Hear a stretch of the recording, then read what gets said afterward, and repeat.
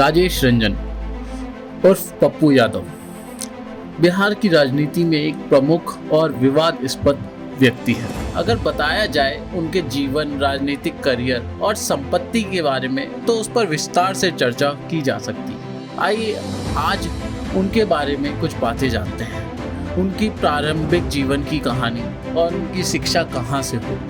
पप्पू यादव का जन्म 24 दिसंबर 1967 को बिहार के मधेपुरा जिले के खुर्दा करवेरी गांव में हुआ था। उनका वास्तविक नाम राजेश रंजन है, लेकिन उनके दादा ने उन्हें पप्पू नाम से पुकारा, जो बाद में उनकी पहचान बन गया।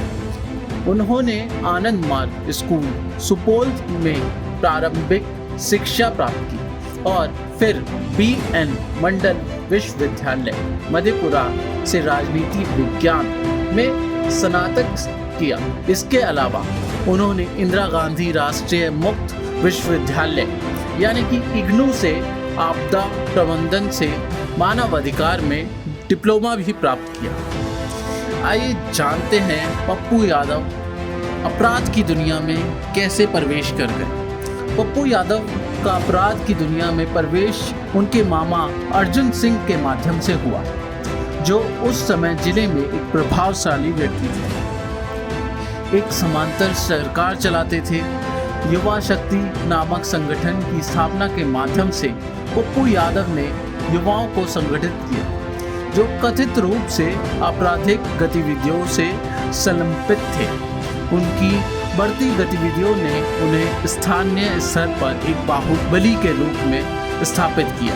अगर उनके राजनीतिक करियर की बात की जाए तो अपराध की दुनिया में अपनी पहचान बनाने के बाद पप्पू यादव ने 1990 में सिंहेश्वर विधानसभा क्षेत्र से निर्दलीय उम्मीदवार के रूप में चुनाव लड़ा और जीत हासिल की। इसके बाद उन्होंने 1991 में अहम पूर्णिया लोकसभा सीट से निर्दलीय उम्मीदवार के रूप में चुनाव जीता और संसद में प्रवेश किया और उनकी राजनीतिक यात्रा यहां से शुरुआत हुई, जिसमें उन्होंने विभिन्न दलों के साथ मिलकर कई चुनाव जीते। उनके राजनीतिक सफर और उपलब्धियों की बात की जाए तो 1990 और 1991 के बीच सिंहेश्वर विधानसभा क्षेत्र के वो विधायक रहे, जहां पे उन्होंने निर्दलीय उम्मीदवार के रूप में चुनाव लड़ा। 1991 से 1996 तक पूर्णिया से 10वीं लोकसभा के सदस्य रहे, जहां पे उन्होंने निर्दलीय चुनाव लड़ा था। अगर बात की जाए 1996 से 1998 के बीच पूर्णिया से उन्होंने 11वीं लोकसभा के सदस्य बनकर समाजवादी पार्टी की तरफ से चुनाव लड़ा और जीत प्राप्त की। वहीं 1999 से 2004 के बीच उन्होंने 13वीं लोकसभा के सदस्य बनकर निर्दलीय चुनाव लड़कर जीता।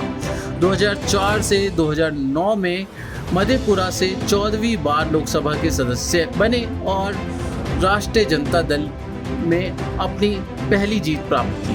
राष्ट्रीय जनता दल की तरफ से चुनाव लड़ते हुए 2014 से 2019 में मधेपुरा से 16वीं बार लोकसभा के सदस्य रहे और 2024 से अभी वर्तमान में वो पूर्णिया से 18वीं बार लोकसभा के सदस्य रहे हैं निर्दलीय चुनाव लड़के। उन्होंने 2015 में जन अधिकार पार्टी, जो कि लोकतांत्रिक पार्टी की स्थापना की, लेकिन पार्टी को अपेक्षित सफलता नहीं मिली।